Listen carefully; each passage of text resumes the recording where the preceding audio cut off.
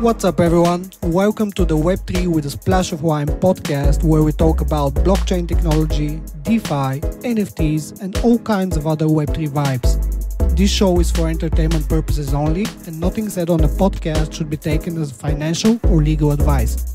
Let's dive into it.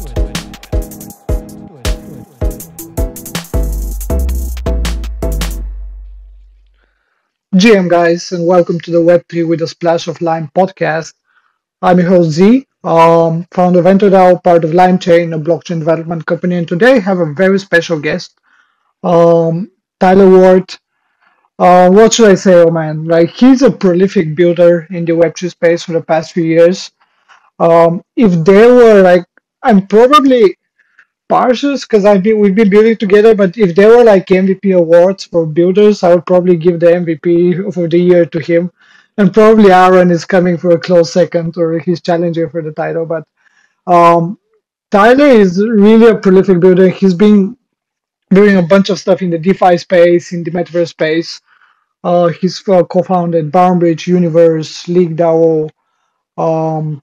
He's involved with Enter DAO and a bunch of other projects as well. So I'm super grateful to have him on the show and hope it's a great one. Welcome, Ty.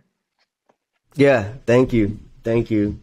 I mean, I would just add Aaron because a lot of what I built has been with Aaron, and like same with vice versa. Like, I'm pretty involved in Altered State Machine. I didn't do quite very much for Fluffs in particular, but I was part of that like non-fungible labs. I think I helped like spread some of the early awareness, but I've worked with Aaron since pretty much 2017 and have been out to New Zealand with all of them and all of his brothers. Like there was one point in the down market I was going over probably twice a year, 3 times a year out to New Zealand. Like, those people are basically family at this point.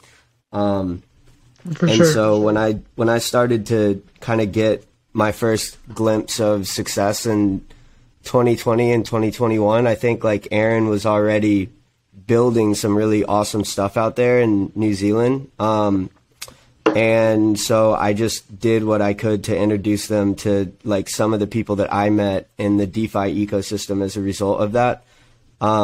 So yeah, I mean, a lot of what we're working on is synonymous and parallel because we worked together for so long. I mean, and honestly, Aaron gets a lot of credit because he was one of the main people that brought me through the down market with working with like Centrality. Like, I was running a services business, and once I stopped working with Consensus, Aaron was definitely my biggest client for like 2 or 3 years, and we became really, really close. So a lot of what we're working on, like even BarnBridge, like he helped write the white paper like a year before we ever actually started building it. So yeah, we're just kind of, it's been years of work. It looks like it's all happening very fast, but it hasn't been if you're on the inside.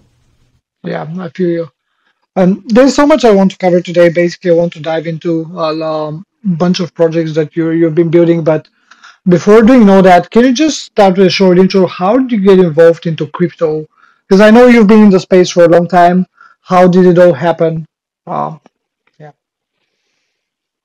So my entire career is like a interesting winding journey of like how I got to where I am now. And I won't tell like the entire story like in detail. I'll just try to like cover some high level things. Like, I came out of school with a finance degree. Like, I had already started my first company when I was in school. I was like essentially like rigging up like these liquor bottle lamps and going and selling them at like these flea markets. And I remember like we used to be in these like storage containers because we could like go and basically put like light bulbs in, and I figured out how to like use them for like energy so that I could power sorry, my dogs are being ridiculous. So I could power the grills.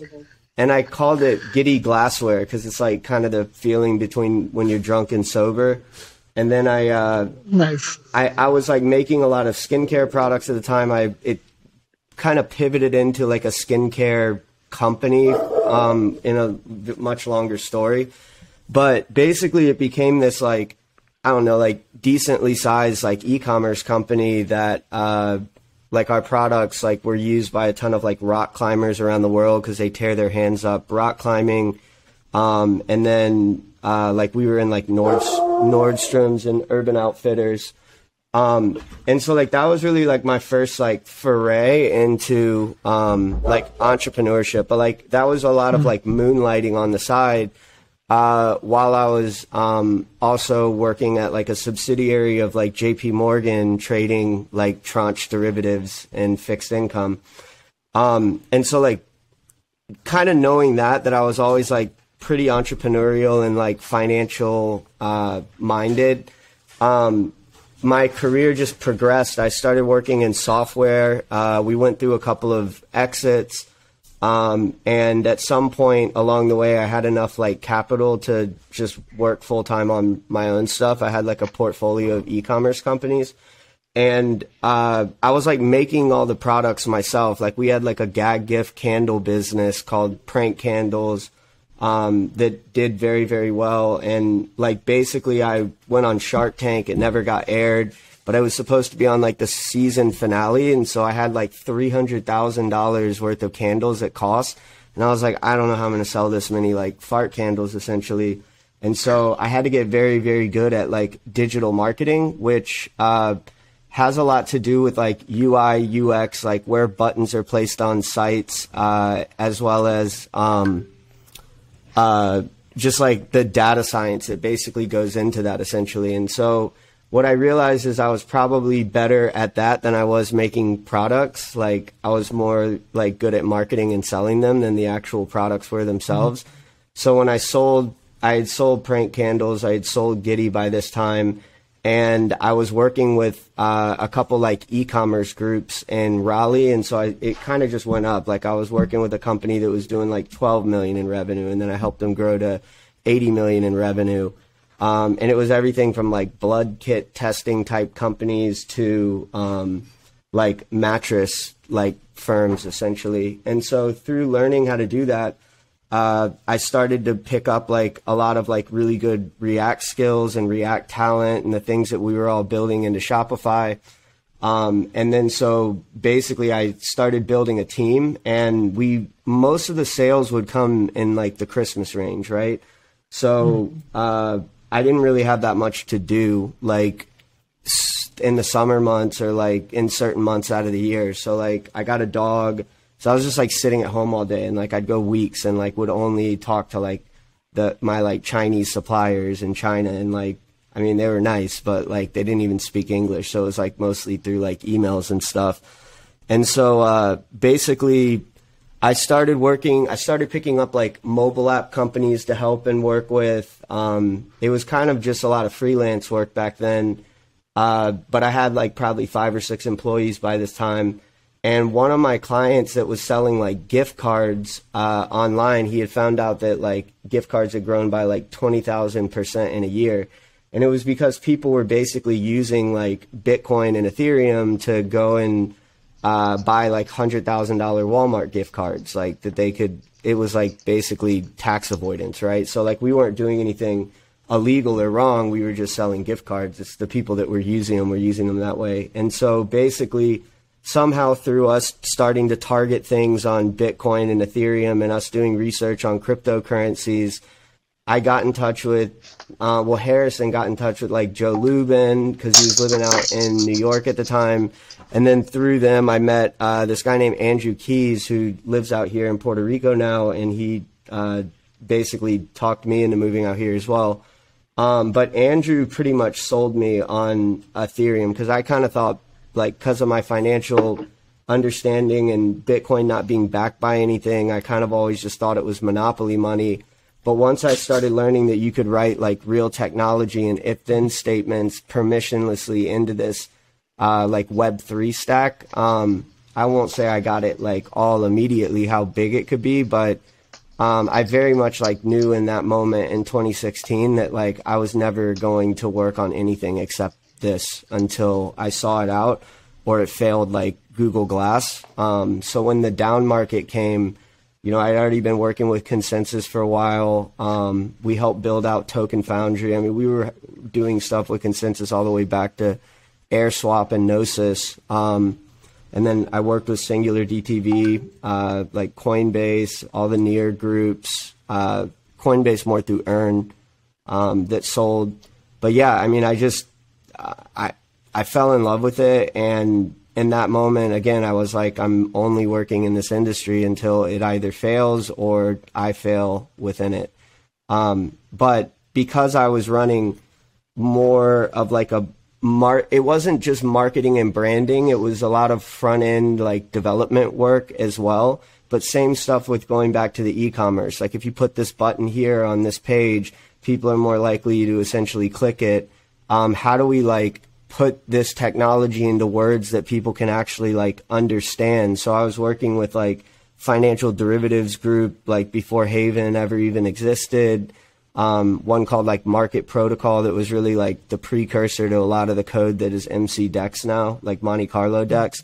So because I was able to work with so many different groups and I was very good at like reading these white papers and understanding what they were and kind of taking that information and putting it into bite-sized chunks, eventually, especially in the down market, I kind of hit a point that I said to Aaron, actually, I'm going to eventually start protocols, because I thought other than Aaron, a lot of my, not all of them, I don't want someone to hear this and get offended, but I thought a lot of my clients were idiots. And I was like, I think I can actually build this stuff better. So maybe I should just be working, maybe I should be working for my own, the clients will be my protocols that I actually start. And I already had teams in place and groups I had worked with, which I think is why people have seen me roll so much out so quickly. Is because a lot of them were in the down market. I kind of knew who the best like service providers were, or people that I knew were able to introduce me to them, like you guys at LimeChain. Like Rahila introduced us. Andrew had introduced me to Rahila. We were working on a lot of the same clients. You were doing like the back end and smart contract work. D-Mob, who's on the BarnBridge side, like we were working with them at Singular DTV. So like I was able, like Blaze, who's doing a lot of the work with League DAO, the Fiat DAO team, we worked with those guys through like AppPar, and even Daniel Luca was at D-Mob. Like, so I had access to these like pockets of talent that I knew were passionate about the industry. And I kind of just became this like spokesperson in the industry for not only DAOs, but the stuff that we were doing. And so it allowed me to put like a lot of people on along the way that I thought deserved to be put on. No, I love it. I appreciate the story. And I think it's a great story how you started from e-commerce and then moved into crypto. And then fast forward to now, like end of 2021, you've built or been heavily involved into a number of protocols, from BarnBridge to Universe to Fiat DAO to Enter DAO, League DAO. And what's common between, obviously those are all Web3 projects, but what's the common denominator among all of these is that they have been built in a DAO-first way, which is something really specific. And I want to dive into that. Could you describe what DAO-first means to you, and why have you been such an ambassador for this movement over the past 1 year or so? I almost want to answer those in the other direction. So like the reason Sure. that I'm an ambassador for it is because I saw so many good ideas like fail because of like company structures or these foundations, the attack vectors for where different groups can go after them, not just like in the United States. Like I still try to like respect all of the laws and everything, but there's other like countries that it's tough to know, like if someone's a part of your DAO, what that essentially means or what their relationship is here. So we're trying to build these international organizations, and it's very difficult to get kind of everything right. But the bigger thing that I saw was that really, really, really good projects that even have tech that, like, it's even continuing to happen. Maybe the founder wasn't as good as the community that was attracted to the idea.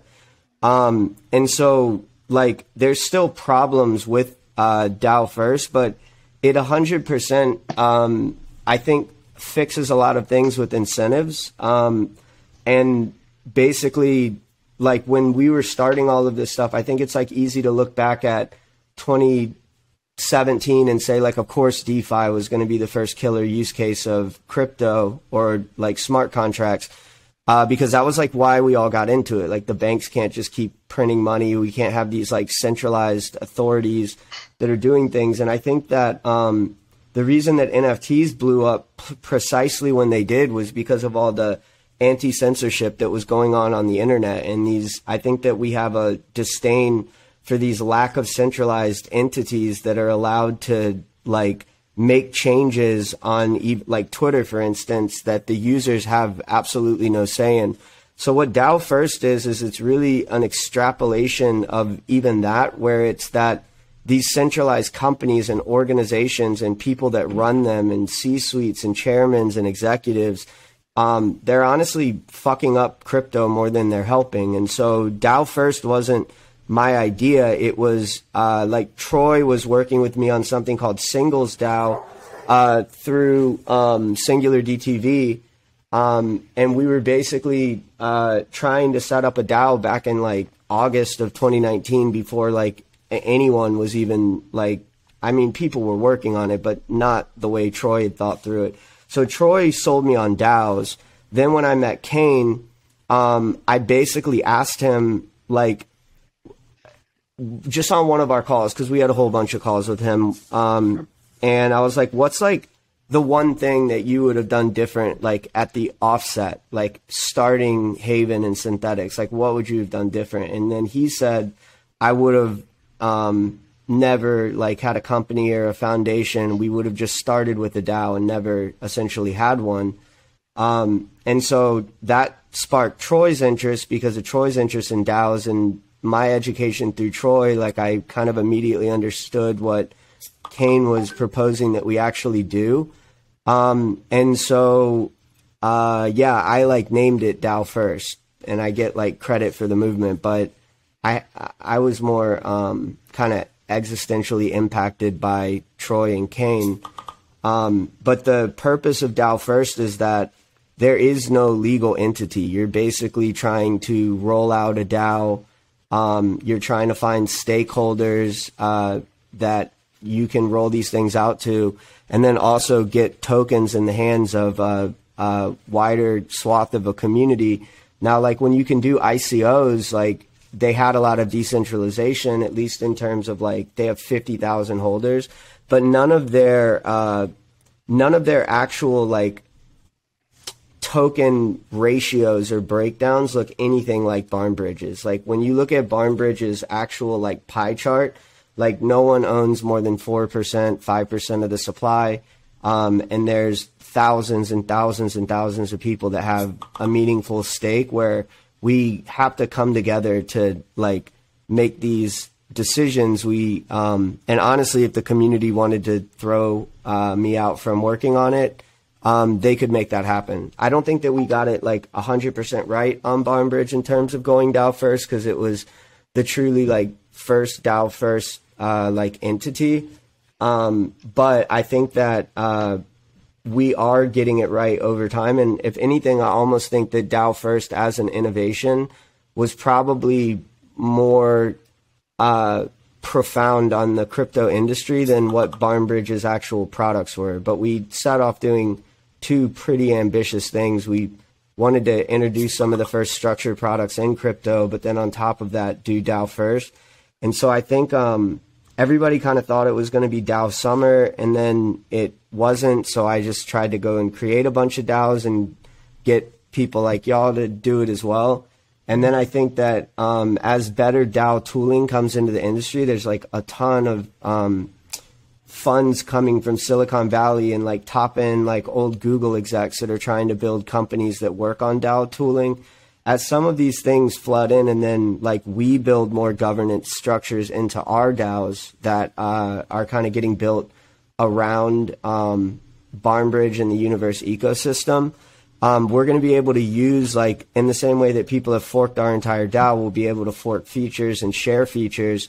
So I think that some of it will come externally and some of it will happen internally organically. But I think when we're looking back like 5 years from now, the outlook of going DAO first and having a DAO and what DAO governance and organizational output looks like, it'll be drastically different than where it is today. But we had to start somewhere. Nice.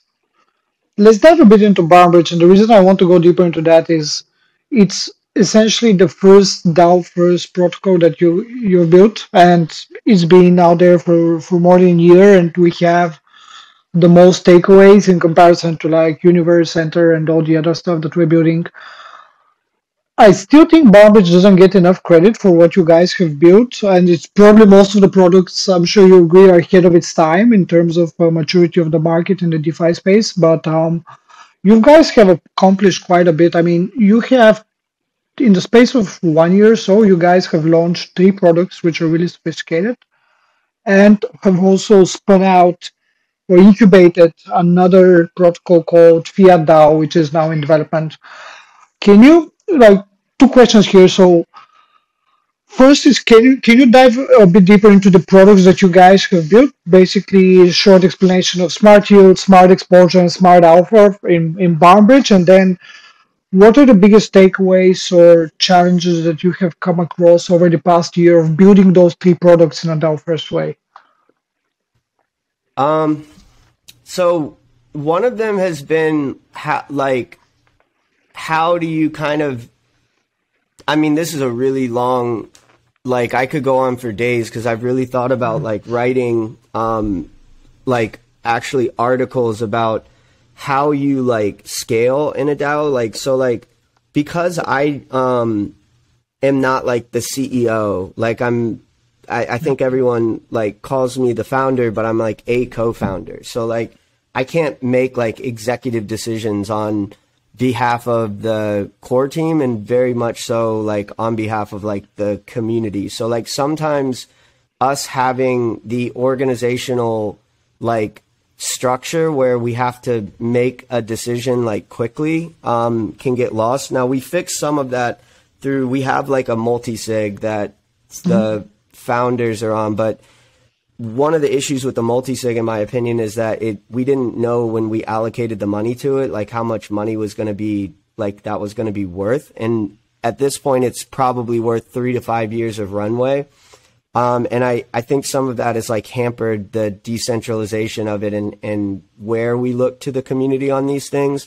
So I think that on our immediate products, there's things that need to get fixed. But I think we also need to like scale, and I think that there needs to be like an easier way for our community to come up and like actually do work, and for developers to show up and actually like contribute to these protocols.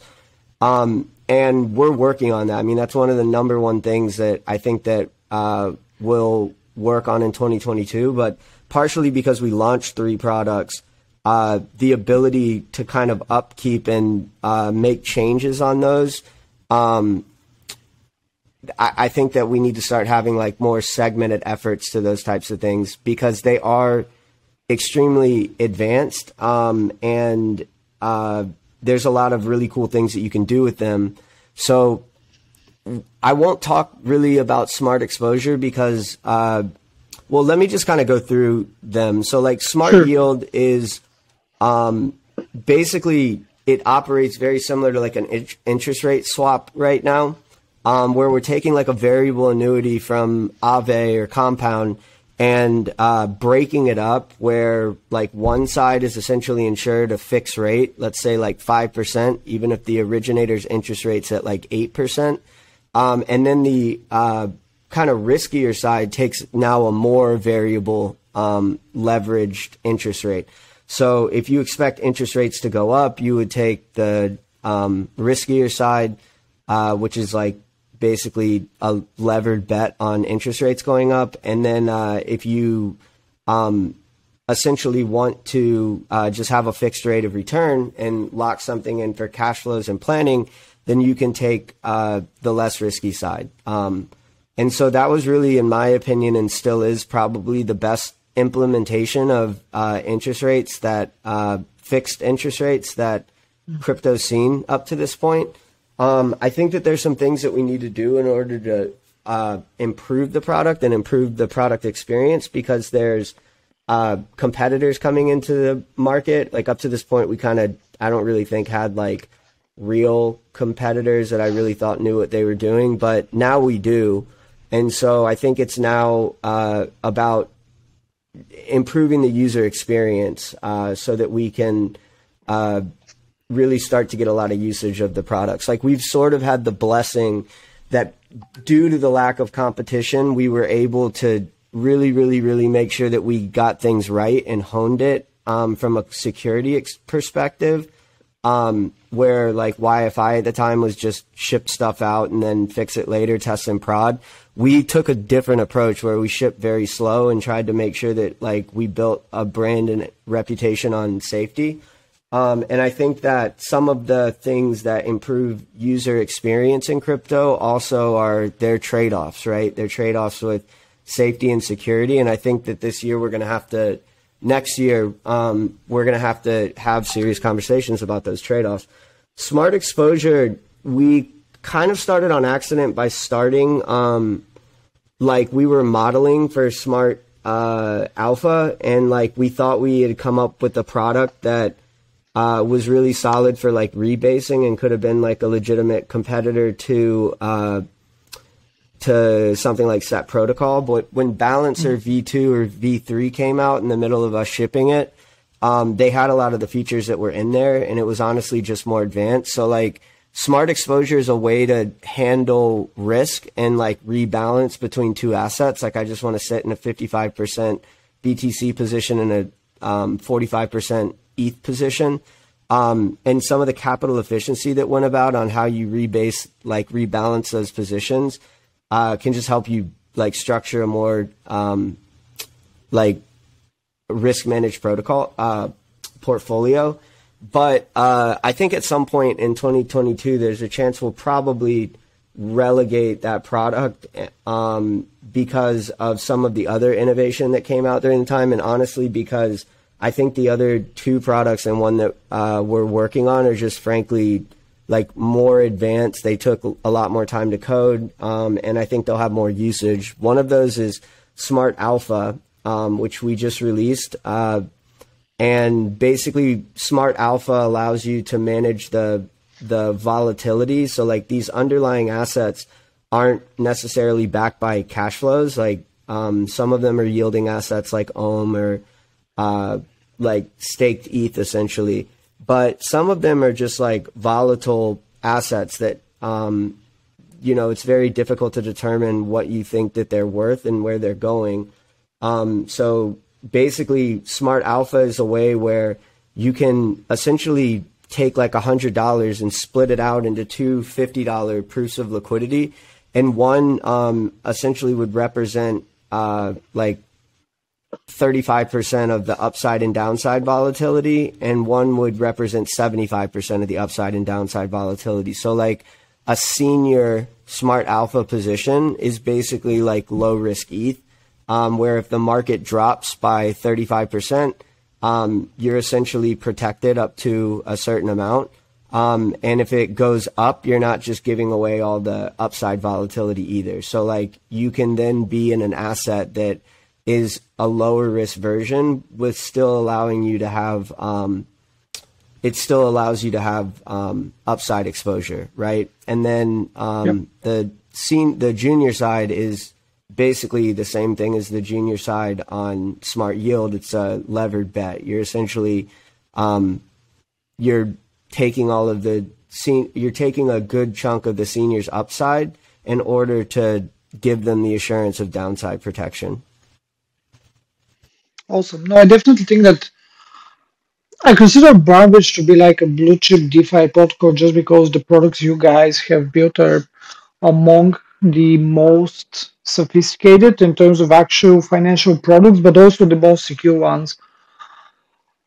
Who, in terms of, Oh, like I yeah, don't when I think of BarnBridge, like I don't think of it as like a protocol that hasn't gotten product market fit. I think of it as a protocol that had some struggles through going DAO first and figuring out like organizationally how that works. And I think that that probably cost us about 4 months. But if you look at everything that we like, not at one time, right? Just over the whole aggregate of the year, sure. kind of learning how to be a DAO first protocol. And then I would also say that we still shipped like probably one protocol that we maybe shouldn't have focused on as much, and then two that are like extremely groundbreaking and ahead of their time. And I think as we build on top of those and then introduce a product that the core dev team's working on called Sailor, I think that we actually we'll be in a spot by like midway through next year where we have three very solid like foundations to build off of. And like, I think the concept of things needing to happen in 6 months in crypto is stupid. Like it took MakerDAO like 5 years, right? And like Rune was working on the concept of MakerDAO before it ever even existed. So like when traditional financial groups start coming into crypto, the people that are playing the long game and like haven't been hacked and have built a reputation, it's something that they know how to use. And then on top of all the fungibility of like all the money Legos, that's also going to expedite like the speed and usage of BarnBridge. And the other thing I would say is I think we were set back also by like layer twos a little bit. Like I kind of thought Optimism would have shipped a lot faster than it did. And the reason that layer twos are so expensive specifically to BarnBridge is because when you're a money Lego, you have to assume all the gas fees on deposit into various protocols. So like when you're depositing into BarnBridge, you're depositing into BarnBridge, then depositing into Compound. Same with when you withdraw, right? So everything's now doubled in terms of the cost of these things. And that has to be baked into like the interest rate essentially.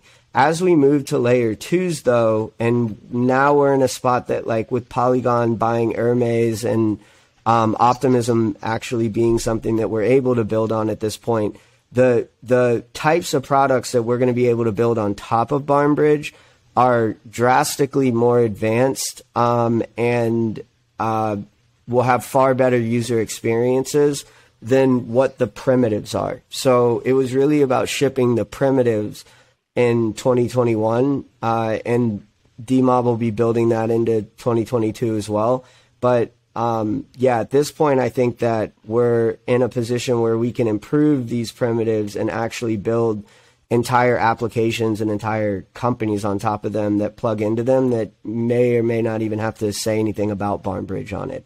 But as base primitives like a MakerDAO, I think that because of the way that a lot of the industry wasn't DAO first before and had these foundations and companies that went and then built apps, now I think that this is going to get flipped where we're going to have DAOs that power protocols and applications, and then you can have companies and apps build further additional things on top of it. And the benefit to that is that any company can now come in and build on BarnBridge. You don't need my permission or anyone else's. You don't even need the DAOs to plug into it. But the benefit to it is that anyone can kind of come in and do it, acquire the bond token, start to care about how this thing is governed by a much larger swath of people, essentially. So I don't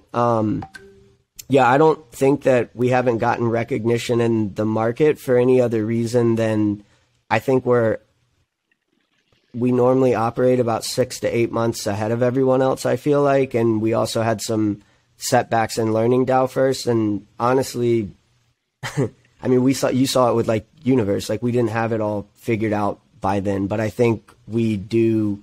I mean, we haven't completely figured it out, but I think that I mean, I'm going to be shocked if in 2020, like everyone thought that 2021 was like my year because I went and started all these DAOs. I actually think it's going to be 2022 because really we were just laying like groundwork the past year. All this like mesh network of our DAOs all together. I mean, we were just talking about them. In 2022, people are really going to be able to use them. No, I love it. And you mentioned that, especially with BarnBridge, you guys are just laying the foundations for what is to be built. And you mentioned that you feel that you haven't got the product market fit quite yet. Do you believe that? I mean, have you built these financial products with like institutional capital in mind? Because a lot of them are relatively sophisticated to be grasped by retail. Do you expect more institutional adoption in DeFi, in particular, in those products? Yeah. Long term, I think it's inevitable. Now we still have to build things that like retail will use in the meantime, because you can't just like be waiting on Sunday forever. But I think that like without question, more institutional money will come in. And I also think that it still goes to some of the L2 stuff. Like some of these, I don't think it's not only that BarnBridge is ahead of its time. I don't think the industry is quite ready for it. And I put synthetics in that category too, but I don't think they're going anywhere. And so now that with the layer twos being in a much better place where we can build more experimental things on top of it. And then, yeah, the base primitives when financial institutions come in. The financial institutions have regulatory unclarity. I don't think that the wallet integrations are really where they need to be. Like Fireblocks is in an awesome spot, but like I feel like Copper's kind of lagging at this point behind Fireblocks.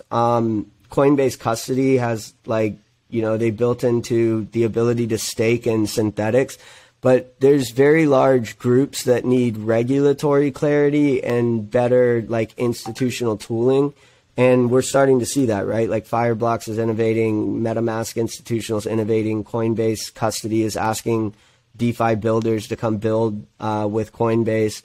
And so, yeah, I mean, it's coming one way or another. And also I would say that once we ship out these 3 primitives for BarnBridge, we'll then like, I don't know, maybe we don't just keep building primitives forever. I think the ones that we have kind of similar to UMA are good enough foundations to build on.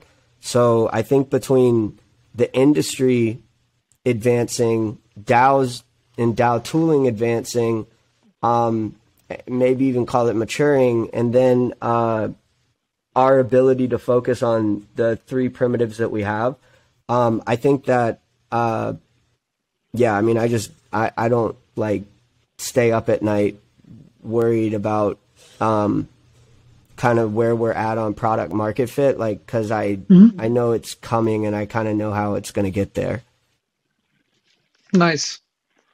And where do you see the broader DeFi space going? Obviously, layer twos are here, and it will take some time until they get more widely adopted. Do you see the trend of protocol-owned liquidity like Home and all these other protocols basically evolving and taking over, or at least do you see the DeFi space evolving around this concept, or basically what trends do you see going forward in the next 1 or 2 years in the DeFi space? I mean, Olympus, yeah. Like, I think Olympus, the innovation that they brought into DeFi, like innovation kind of moves in cycles, right? And so Yep. I think what they created was so unique and different when a bunch of stuff came out with like, it was honestly kind of like DAO-first, right? Like that innovated a lot of DeFi. Like we're not the only DAO-first, like there's groups that are building DAOs that, and some of that also happened when NFTs were blowing up. So I think it even affected the metaverse more.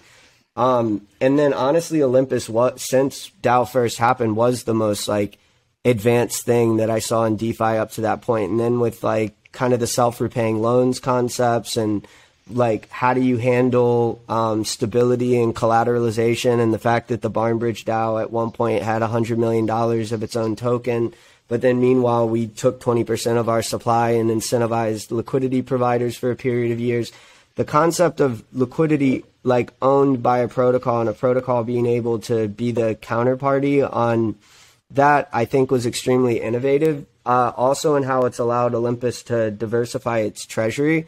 And I don't think that it's going to stop at liquidity. Like, I think that the ability for governance to decide, like, what types of assets are accepted as collateral, similar to what YFI does. I mean, that's some stuff that, like, I got from George and what he was doing through refi finance. But then also, like, extrapolating it out to, you know, like, when there's mortgages on chain one day, like, maybe a DAO is the counterpart. Like, there will be a Fannie Mae and Freddie Mac. So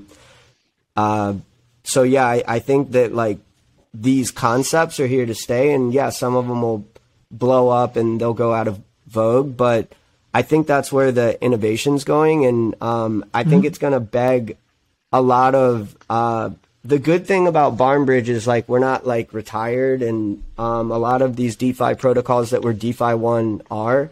And I think that they're going to have some extremely, like, serious conversations around their tokenomics, because, like, if everybody's not going to agree to do something like protocol own liquidity because, you know, people are viewing it as a pie that there's only so much to go around, then yeah, I think that that's going to fuck up some DeFi protocols. And I also think that the same will happen as DAO innovation comes into the tech stack. There's a lot of, like, early people that, you know, aren't involved in governance, aren't helping build on any of these protocols.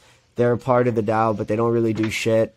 And that's where you've started to see VCs actually hiring devs, like what Standard Crypto and ALOC did with coding up, like, the gauntlet thing for Aave. And so I think this, I mean, I'm saying this to you who runs a dev shop. I think that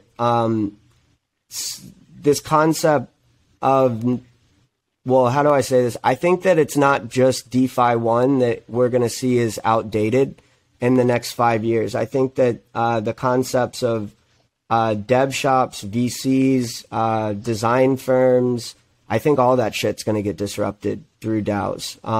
But the groups that aren't willing to make those changes are going to get left in the dust. And I even thought about that through, like, I work with this guy from Default, and he's semi-anon, so it's fully allocated, but I worked with him in a past life, and he's probably one of the smartest people I've ever met. And he was the one who talked me into, on XYZ, not having a fixed supply of tokens, so that you can essentially stream to, like, long-term, where I think this goes is you can stream tokens to people who are really working hard, and they can signal to each other. There's less, like, people who got in early and didn't really do shit. And then there's also people that probably aren't getting compensated what they deserve, and, like, nobody's really bringing it up. A lot of that's going to start happening through signaling and all of these types of things, where, like, for InterDAO, I probably haven't, other than the initial kind of raises and being there and kind of being there for everything that I can do. Maybe for Fiat and Inter, people would signal to me, like, hey, you need to help more in this area. And that's not necessarily a bad thing, right? Like, that constructive criticism actually lets me know where I need to be helping and what I need to be doing. I'm not on Fiat or InterDAO as, like, some grifter that got tokens and didn't do shit, but everyone knows that those people are in DAOs, right? And so a way to signal that, kick people out, have a more, like, fluid structure without screwing people over, I think that's where all this is headed. And I think protocol owned liquidity is part of that, where these DAOs are determining that the DAO should be providing liquidity. And yeah, if you don't have if you have a token that is at a set supply, and then you go tell people we're going to print the shit out of it at an 8,000% interest rate to collateralize the DAO better. Yeah, I mean, like, some of those DAO boomers are just, or token holders, they're not going to come around to what this is. And that's fine. But then they're going to just get left behind because someone else newer, hungrier is going to come in and implement those things. And so, yeah, do you want a smaller pie of something innovative that's going to be there in the future? Or do you want a bigger pie of something that's going to get its ass kicked? But that's not my decision to make for the industry. But I think that it will have a very fundamental impact on pretty much the way that I used to do business, the way that you used to do business, the way that VCs do business, the way that, I think that, I think it's going to work, though. I wouldn't fight it. Oh, for sure. I love the term DAO boomers. The term We've been what? through a lot. DAO boomers. DAO That you boys? just mentioned. No, DAO boomers. You Oh, mentioned. yeah. Maybe just like Web3 boomers, like we have these protocols like that. Yeah, I mean, like, I don't mean actual boomers, but some of them are. Right? Yeah, And I know what you mean. I think that if you're looking at where all this is headed, like people bring this up to me with like, oh, you have all these different DAOs. Like, how do you focus on them? It's like, they're not companies. They're DAOs that power protocols. So like the 100%. maintenance and upkeep isn't necessarily the same thing.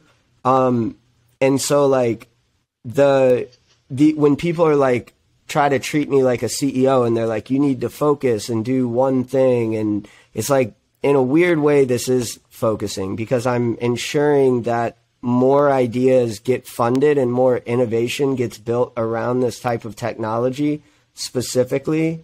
And that's better than kind of a horizontal track. So like you in traditional like worlds, if you were going to say DAOs are synonymous with companies, but they're not companies, right? Companies, you would essentially scale almost vertically, right? So like the way that Amazon Web Services came about was so many people, like they needed such good cloud infrastructure in order to run that e-commerce thing that they would like build it up and it'd break. They'd build it up and it'd break. And then they realized that they had built something so advanced there that in and of itself was something that they should be selling, similar to kind of what I did with my going from running e-commerce companies to helping people run e-commerce companies through like an agency format. That's kind of how networks scale naturally. And so with DAOs, with a company, that was all built in an integrated stack essentially, right? And companies are Keynesian; they can print more shares, right? But Yep. basically, what we essentially did through this DAO-first construct is because of incentives. This is open source technology. We can find teams and spin them out right into other things. Synthetics started to do that with Lyra and like Dolly's.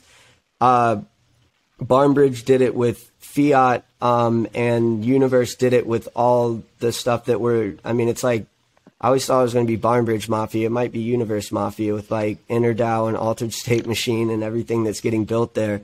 And basically that's an example of a different type of expansion. It's horizontal expansion as opposed to vertical expansion. So it may actually end up extrapolating to what Aave like builds next in terms of innovation. They're essentially going to hit a point where just buying Compound is actually a better financial move than to continue to ship out new things and new products. So like we have 3 different products at BarnBridge. We actually have 3 different protocols, and maybe one DAO shouldn't be powering those.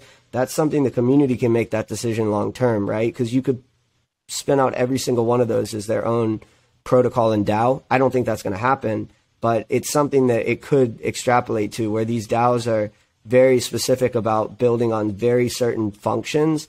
And even these like websites like barnbridge.com, where you go access a application, that may long term just be an informational website that explains how an application and how a tech company can plug into BarnBridge, because barnbridge.com may be not the brand of what ends up making a ton of money built on top of it, but it still accrues a ton of value back to the protocol layer.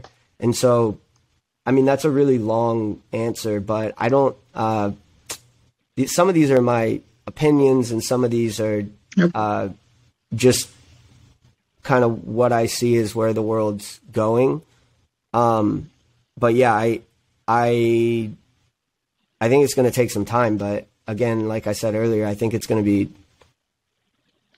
profoundly disruptive as much as the internet.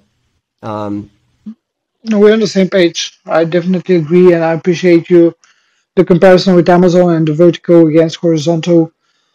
Last question on my end, because I'm also conscious of your time and don't want to keep you on this podcast forever. You mentioned that your mission here is not to be a CEO, but rather to make sure that teams and ideas get funded and innovation gets built. I know that not only through the DAOs you're building, but you're also an active investor through the fund D64 and as an angel as well. What are the things that you're most interested in at the moment? Obviously, you've done so much in DeFi, but you're quite active in NFTs and metaverse stuff. What is on top of your mind right now, and what are you looking to get built in the next 12 months? Okay, so D64 kind of came about because I I'm not saying this in like a cocky way, it's just is the truth. Like I kind of became like the face and the spokesperson for a lot of the things that we were working on. And so because of that, I was getting like better access to like deals. Like I was getting into things like extremely early. And when some of those things like really took off, like Alluvium and Pleaser and, then I was getting just kind of like super early access into a ton of like innovative stuff that's coming out. It was because like people kind of wanted to work with me on all of the DAO stuff and wanted to work with BarnBridge and things we were building. So I really just started D64 to get like people who aren't like taking calls all day. Like, cause I was taking a lot of calls more just to be like, I'm genuinely curious about what this group's building. Like it wasn't even like I wasn't even investing to like make money, but at this point I think I've made way more money off investing than I have building over the past 5 years. But like it was really like, hey, this is dope, like I want to help, here's like 10 or 50 grand, right? Like and so basically because it is real money that some of that turned into I thought that I was doing like a disservice to the people that were building with us that didn't have time to do that kind of R&D. So I like D64's purpose was more to like break everyone that is busy building and doesn't have time to be on like whatever those calls were, like discovery time calls. And so like our thesis for D64 was very much about like gaming and NFTs, and where those converge with DeFi, really, I would say a year before anybody else was even talking about it. So like that thesis was spot on, right? Like the games did take off, Alluvium crushed it. All the NFT stuff that we did, even the crazy Pleaser DAO, I drunkenly bought a picture of a unicorn and then they bought the Wu-Tang album 8 months later. Like Universe, all the stuff that we spun out of that, like it's definitely working on the metaverse side. I think that D64 thesis that I have pinned in my Twitter is mostly true, right?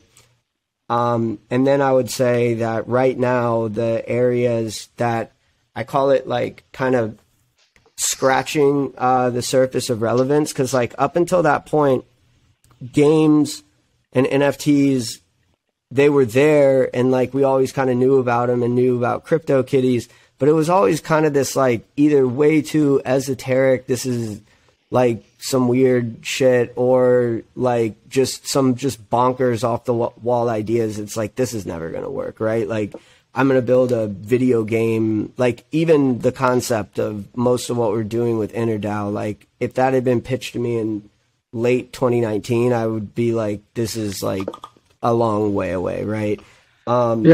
So I think that I noticed kind of early on that it was like scratching the surface of relevancy. Like it was like no longer seemed like scammy to me. Like it wasn't like completely relevant yet, but like I could tell that like there were things that were starting to break through that were like making a lot of sense. There was a lot of excitement in the NFT community. There was a lot of excitement around games and what was happening with Axie.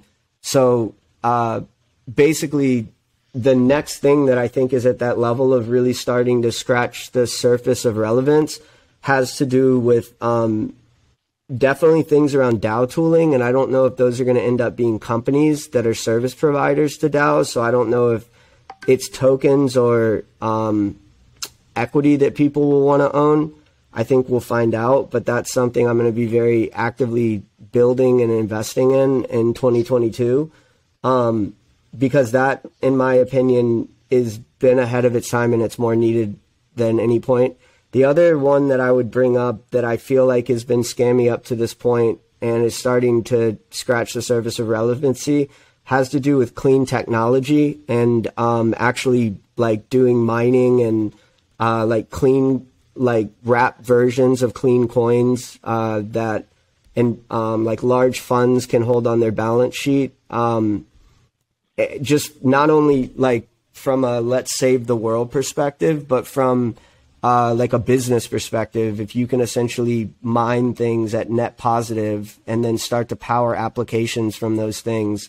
And then like one of the reasons like OnlyFans isn't making porn anymore, doesn't want to, is because Andreessen Horowitz's largest LP is the Bank of England. And like, imagine if like the US government was one of the biggest shareholders of Pornhub. So like eventually when these large organizations like the Bank of England and the Saudi Arabian government start to take positions in Bitcoin like El Salvador did, I think the green impact and the cleanliness of it is going to become more and more political. And I think as a result of that, like where you kind of see like Klima DAO really pushing forward some of that relevancy, like what Aaron's doing with Carbon Click and being able to offset transactions of like your usage on the blockchain, as well as, yeah, I mean, those are the new things that I think that I'm going to, I mean, I was investing in the DAO tooling 6 months ago, but I just think what I'm starting to see now is far superior to what kind of seemed like pipe dreams. And I think clean tech. Mm-hmm. So I'm going to keep investing in games and the metaverse and DeFi, but I think that I really want to start paying attention to what's going on in the clean energy space and DAO tooling specifically. I think those are going to outperform the prior three over the next 2 years. Interesting. No, I love the insight. Just because we already kind of had the run up from the metaverse, right? Yeah, like, it's baked in. I don't necessarily think we're going to see more innovation, but when you're talking about investing, I think people are talking about prices. Oh, for sure. No, I definitely think the DAO tooling space is wide open and quite interested in that as well. Awesome. Before we wrap up, where can the people find you on Twitter? What are you looking for across the DAOs? Are you looking for more contributors? Is there anything that you want to shout out? I mean, always developers, which, as you know, is like just the most throttled piece in this industry. But I think that in 2022, I'm going to be like very public about like I'm starting a company to build on like applications on top of BarnBridge. Like I'm going to try to talk with the community about like speccing and scoping out things that they want built in like an extremely organized way that they can then go like find groups that can build on top of it. So like I'm going to try to almost like lead by example and teach everybody like the things that I think that they have the power to do now, even if they don't realize that they have that power. So I would just say like I want to like start to incentivize more like even if you're not a dev, like you can still help. Where like trying to find a way to start like incentivizing working groups within DAOs, like incentivizing the community to actually like kind of know what they can start doing. Like we built Squad DAO back in way back in the day, like hoping that some of this would happen. And I just think because nobody really quite understands this stuff, maybe as much as me and some of the people that are really close building it, they don't realize that they have some of the abilities they don't. So I think as I start working on that stuff with close community members that have already been really excited, we'll see success there, and then we'll bring it to InterDAO, and then we'll see successful things from InterDAO, and we'll bring it to BarnBridge. So I would more so say that like what we really need are either developers or really, really engaged community members that are paying very close attention, because like there may be a point in the future where like you can work on 3 to 5 DAOs, but that's about it. Like I can't keep up with like everything that's going on at this point anymore. Yeah. And the people that just kind of casually are paying attention and go and drop a comment here and there in Discord, it's really just a lot of noise. But there are people that are like really, really like putting 15 to 20 hours into an Alluvium, into a BarnBridge, into an InterDAO. And so I think we need more people like that, because I do think it's going to turn into constructive working groups that not everybody has to be a dev. But then obviously devs always, right? But the way people can find me is, well, I'm not hard to find. I mean, you can just go on any of the Discords of the things that we've started and you can find me. But like I'm on like I tweet a lot, like just shower thoughts throughout the day. I'll like put on Twitter. So like Lord Tyler Ward, which I'm not like a douchebag. It was a funny name in college and then it stuck and now I don't want to change it. A funny story about Lord Tyler Ward is it was my Facebook name, and then like Facebook, you got to do this thing to change your name, essentially show them like legally whatever. So when Uber first got started, it like linked to set up my account through Facebook. So when I get in like taxis now, they're like, "Are you Lord?" And I'm like, "Yes, I'm Lord." Nice, I love that. Awesome. I appreciate you taking the time to do this podcast just before the holidays, and more so, I appreciate you building together over the past year. I was super excited for 2022, and I hope you have an amazing holidays with the family. Get some rest, because I know how hard you've been building lately. Um, I need a little rest, but I'm like honestly excited to get back. And honestly, meeting y'all was a godsend. Like just passionate builders that actually know how to build stuff is like, there aren't very many people like you and George and the team that y'all have assembled. I appreciate it. Awesome. Thank you, man. Let's wrap this up. Have an amazing holidays and see you soon. Yeah, for sure. Peace.